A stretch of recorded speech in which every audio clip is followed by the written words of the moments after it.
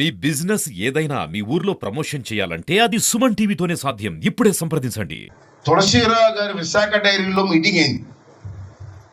పాలకాలం president శ్రీరావుతా Srinu వీళ్ళందరూ వెళ్ళారు మీటింగ్కి. ఒక్కొక్క ప్రెసిడెంట్కి ఇంత బంగారం మొక్క ఇచ్చాడు.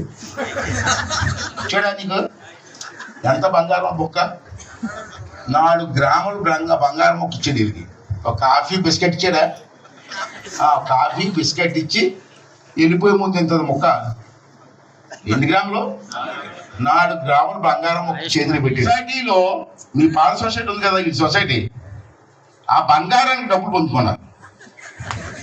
ఎంత ఎంత 39,100 బంగారం ఇచ్చినందుకు డబ్బులు పొందుకున్నారు మీ సొసైటీ నుంచి. ఆ డబ్బులు ఎవరై?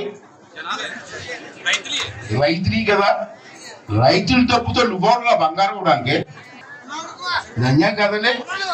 బంగారం మొక్క ఇస్తే ఏదో ప్రెజెంటేషన్ ఇచ్చిన గుర్తించిన వీళ్ళు ఇంటికి వచ్చినంటే 39,100 చెక్కి ఉన్నారు.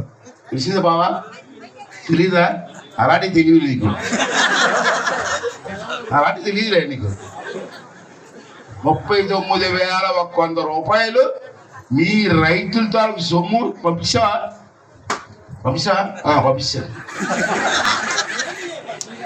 ఇదేంటి పరిపాలన అడుగుతున్నాను.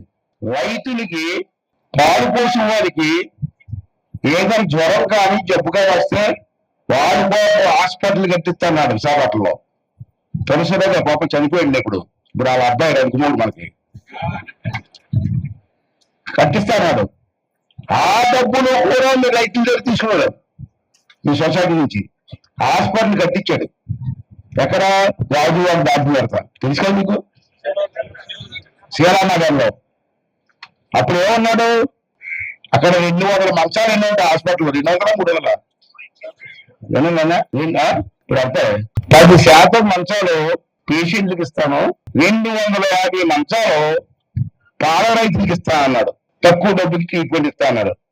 మీ అందరి దగ్గర పాల రైతుల దగ్గర డబ్బులు కట్ చేశాడు, హాస్పిటల్ కట్టాడు, బాగానే ఉంది. ఇప్పుడు ఏం చేశారు?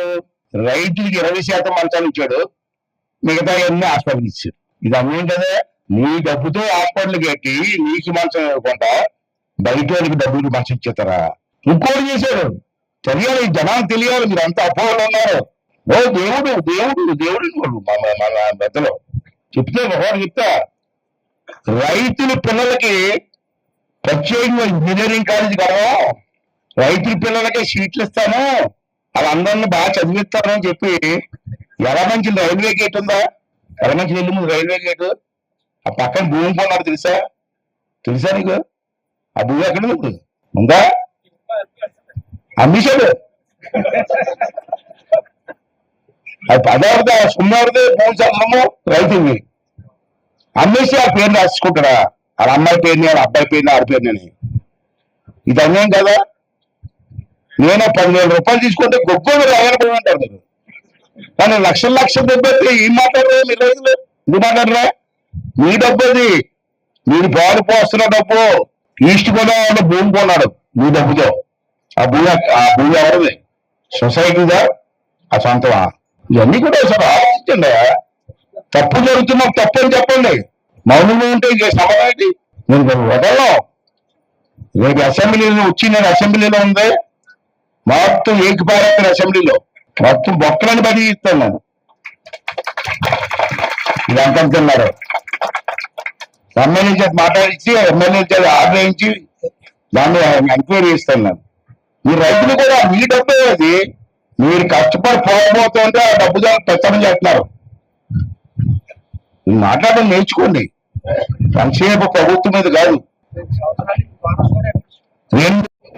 రైతులకు బోనస్ ఇవ్వాలి కదా. 2 సంవత్సరాలకు బోనస్ లేదు. మీ పాలు పూసిన రైతుల దగ్గర నుంచి అతను జీతం ఇస్తున్నారు. తులసిరావు డైరీ నుంచి కాదు జీతం. అంటే ఇతను పోషించి, ఇతని కుటుంబాన్ని పోషించింది కూడా మీ పాలైతే. నేను చెప్పిన దాంట్లో ఏం తప్పుందా? కరెక్ట్ అని చెప్తారు. మరి అబద్ధం వాడు చెప్పాలి. ఇంత గౌరవం జరుగుతూ ఉంటే మాట్లాడదు. అదే ఆయన పోతులు చిన్న మాట్లాడదు. గొడవ గుసగుసలు ఎలాగా నేను చెప్తుంటే చెయ్యండి, నేను మాత్రం ఎవరు మీ సపోర్ట్ చేయండి, సొసైటీని మార్చండి. అక్కడ విశాఖ డైరీ చైర్మన్ కూడా మారుద్దాం అవసరమైతే.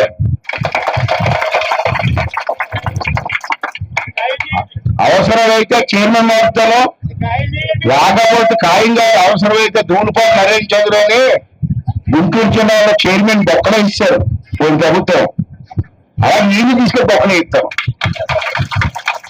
వదిలిపెట్టే ప్రసక్తి లేదు. ఇదే రైతులు కష్టపడి రైతులు పండి కేరళ పెంచుకొని ఆవులు పెంచుకొని పాల్పోతుంటే ఆ డబ్బులు ఇస్తారు వీళ్ళు. ఎక్కడ మాట్లాడి మొట్టమొదటిసారిగా లక్ష రూపాయల ఈ మాట ఎక్కడ మాట్లాడి ఫస్ట్ టైం మాట్లాడుతున్నాను ఈ విషయం.